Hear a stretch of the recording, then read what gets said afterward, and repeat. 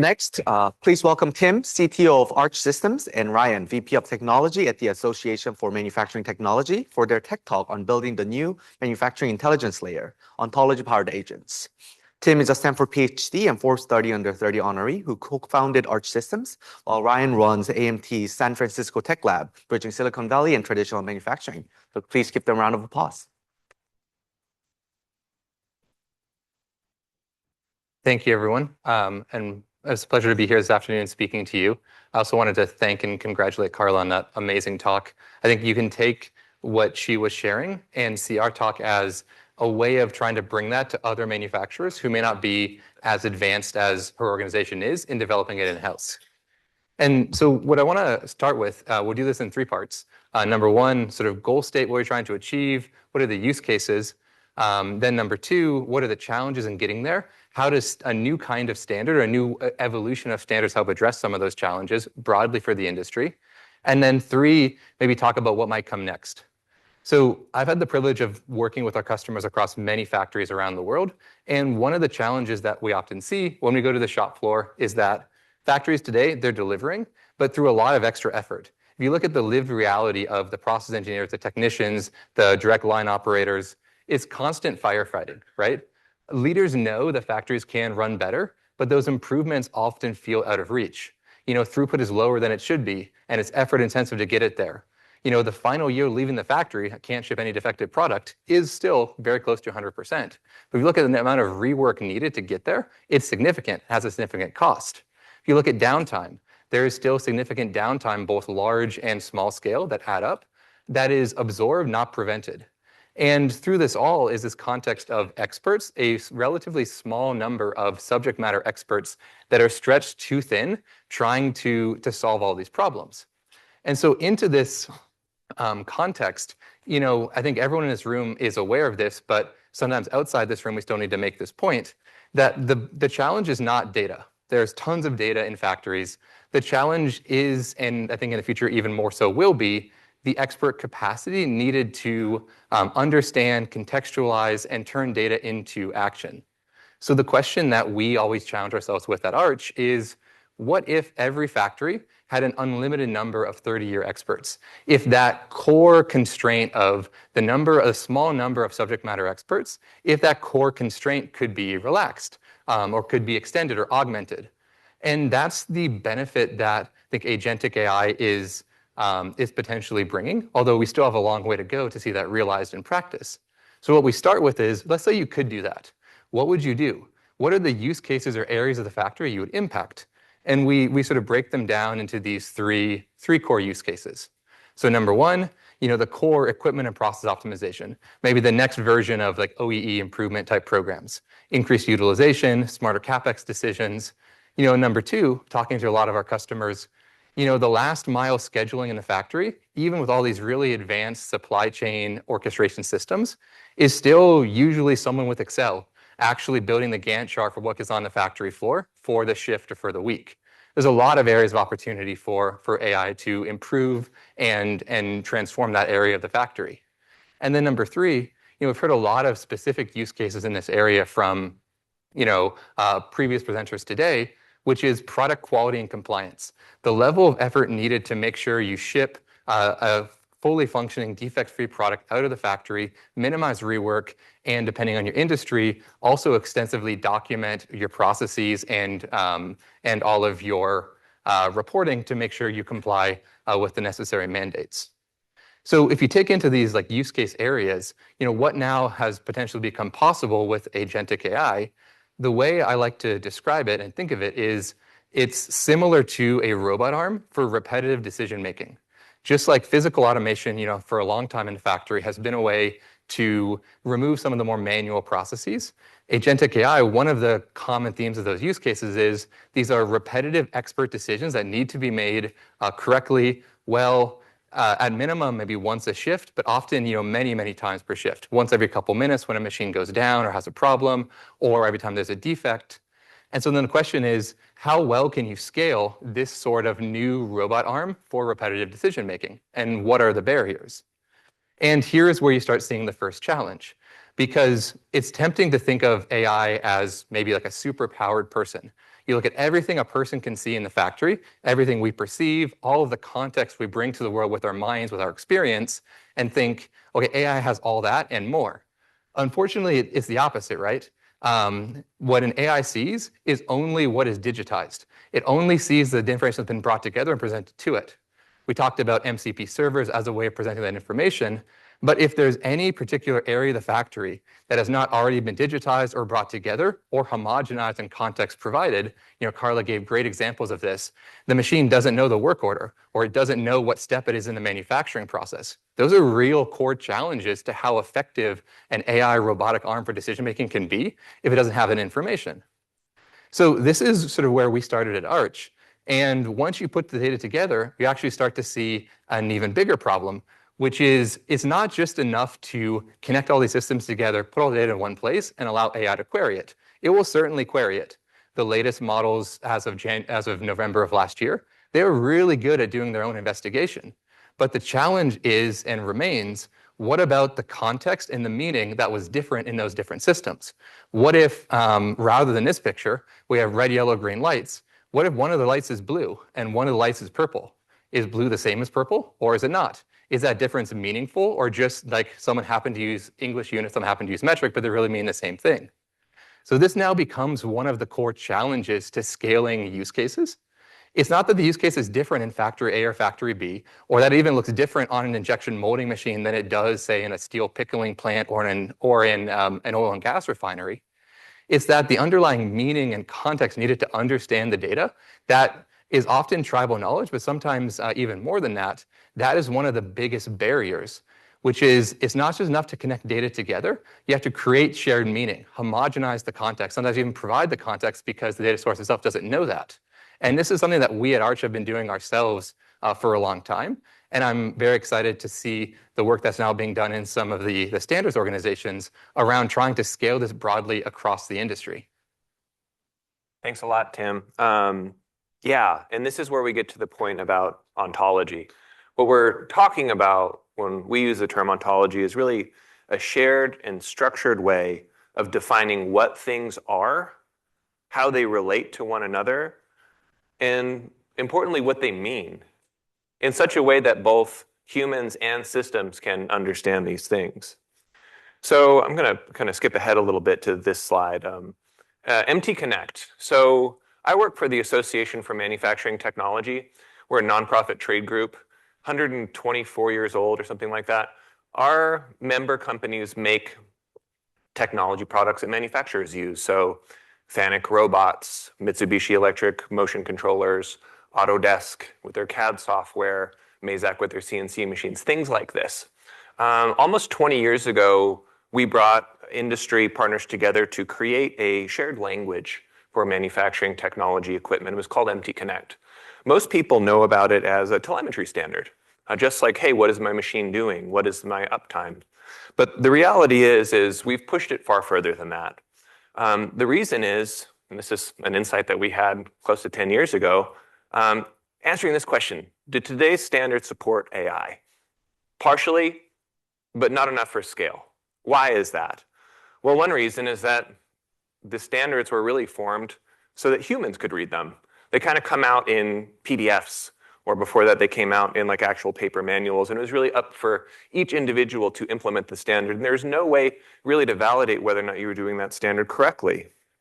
AI systems, they need consistent meaning, they need unambiguous structure, and importantly, machines need to be able to interpret them. So AI doesn't struggle with data, it struggles with ambiguity. So I would echo what Tim is saying, that meaning is the bottleneck.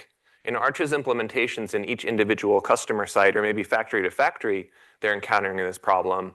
Coming from the industry perspective, from a trade association, I'm looking at this and saying, well, implementing AI in one factory is hard enough. How do we do it across all factories? And it certainly means that we need this shared model of machines, processes, and work. And this is part of what we're doing in our slice of this with MT Connect. But as I'll talk in a minute, we're actually looking across other standards and even other industries to drive AI-based collaboration across the enterprise. And so the model that we're talking about here is this shared sense of meaning. that gives meaning to all of this data that we all have. There's so much data. And then this enables validation, shared meaning, and reasoning so that basically AI can reason consistently around all these things. I talk to a lot of my friends that aren't in the manufacturing industry that are using AI, and they want to know, well, what's the big deal? The big deal is in critical industries like the ones that we operate in, AI can't hallucinate, it can't make mistakes. So we're really working on this problem in particular. Just to go a little bit deeper on one specific thing and talk a little bit about the MT Connect journey, we also started as a PDF standard, but we've really pushed it, first moving to SysML and now moving towards a standard that's really grounded in ontology. In this case, we're using OWL as our top level ontology. Why? Well, because we can use software to actually validate whether or not the standard is implemented correctly. So you can see from only using a computer to do about 20% of the validation to where we're headed, where we can actually use a computer to do 95% of the implementation of a standard. And anybody can do this because it's free and open source. So this is a sort of a snapshot of who we are and what we do. Without MT Connect, each one of these pieces of equipment was speaking their own language. But with it, they're not only using the same language, but they have this same sense of meaning. I have a demo outstairs where I'll kind of show one of the downstream impacts of this, which is what we call automated teaming. Once these machines are sort of speaking the same language and have the same sort of concepts and meaning, they can do things like task coordination completely autonomously. So I'll show a demo out there where basically a CNC machine says, hey, I need to be unloaded. And a robot, a mobile robot says, well, I have the capability to do that. I have the availability to do that. I know sort of the objective of what needs to be done. I'm going to go unload you now.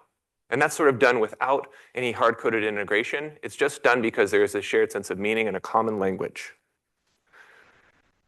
To draw a parallel from an industry where we're actually farther ahead, I thought I would talk about what's known as the Gene Ontology, or GO, project, which is unlocked biodiscovery. So this is about the best example of industrial ontology that I can speak of. It's been around since the 90s, and it has been in continual development. And this, I think, is helpful to think about what the reality could be like in manufacturing, where across different fields where people are dealing with genetic information, so that could be biology, that could be zoology, that could be biochemistry, that could be ontology. All of these different industry groups came together and they said, well, let's agree on what certain terms mean. That allowed in the pre-AI era that you could make inferences across different data sets. So if someone made a breakthrough with a mouse in a lab, someone in an ontology lab someplace else can say, oh, we're actually talking about the same gene doing the same sort of thing. And that type of interoperability of information really led to some significant breakthroughs. And it's possible just because of sort of deciding on meaning.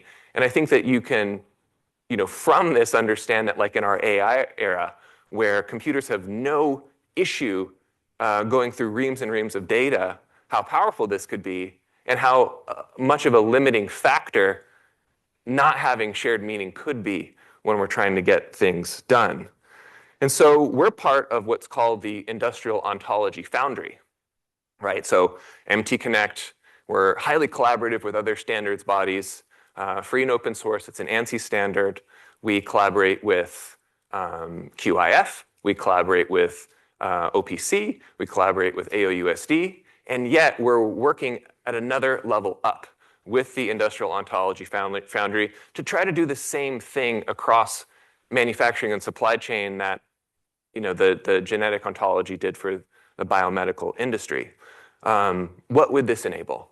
Now, if we could all agree on this room and our downstream partners to sort of share a common top-level ontology, a common schema for meaning, for what machines are and do, what work processes sort of are and look like, then it will enable, really truly autonomous manufacturing and supply chain operations, not just within your factory, not within just one factory or between your factories, but across your vendors and across the extended supply chain. So this is something that we think is really important. I'm coming to you basically saying, let's all agree on some certain key meanings that will drive the industry forward. And there's lots of ways that you can get involved with us. But this is a bit of our vision of what we need to do to sort of take manufacturing where it is right now, with companies like Arch doing amazing things in individual customer environments and saying, let's roll this out across the whole extended supply chain. I'm going to hand it back because there are some interesting use cases when we have these concepts of shared meaning that can help us deal with unique situations where leveraging AI, we can deal with them. Without it, we might not be able to. So I'm going to hand it back to Tim. Thank you, Ryan. One example I'd like to end with is particularly interesting because a lot of the things we talked about today, say in factories, in a single domain, there is a single human who could do that work today. We don't have enough of them. It's hard to scale that impact, and there's many reasons why we want to augment that. But there's a set of use cases that there is no single human today who is allowed to do. And that's when information needed to make a decision crosses commercial boundaries in a way where people choose not to share it. So the example I want to share here is collaborations to improve quality that involve the factory. The factory knows, of course, all their operational data. They own that. But also the person who designed the product, who may not be the person running the factory, maybe a contract manufacturer.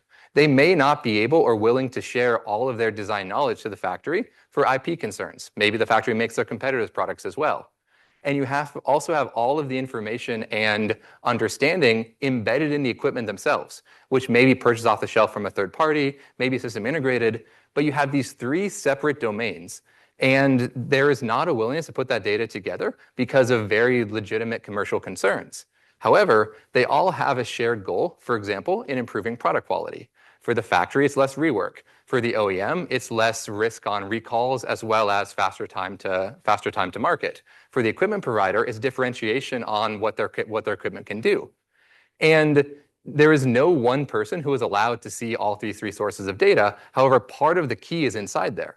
So if all three of these organizations agree to allow AI to go into their particular slice of it, like an AI sub-agent, for example, pull back out the part that's relevant, the data doesn't leave their boundary, but they all get to see the answer, they all get to see the result.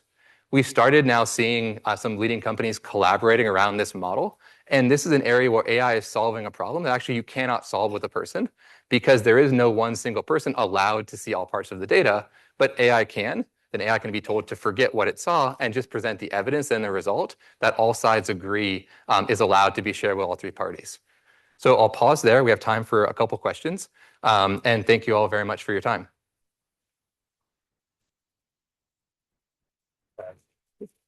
Contact on the next slide. Ah. Yeah, this is us, in case you want to talk to us later. Over there? Yes. How are those connected securely? So basically in each side, so the data can't flow between those different environments, but each side can run an AI agent inside their own environment, which decides what is the context-specific version of the data and analysis allowed to be shared, and then that crosses the boundary. So it uses AI to intelligently process and subset the data for a particular use case or question that all sides agree desires to be solved. Yes. Thank you for the presentation. My name is Burke. So looking at the ontology process and making it open for every industry, how's the data security that process? Yeah. So from my perspective, the data is yours. The semantic framework underlying it, in terms of like the meanings and definitions, that's what would be the standard and open across industry.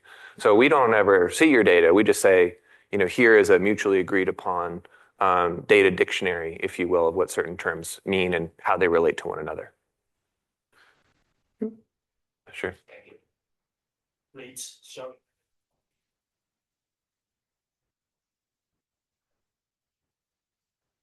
Sharing public grades.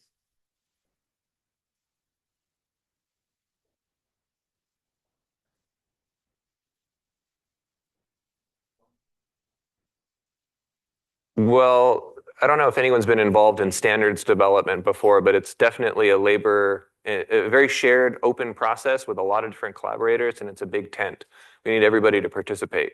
One thing that I'm interested in is really an outsider coming into the standards development world is how we do it faster and how we can actually leverage some of these AI tools to actually make that process easier.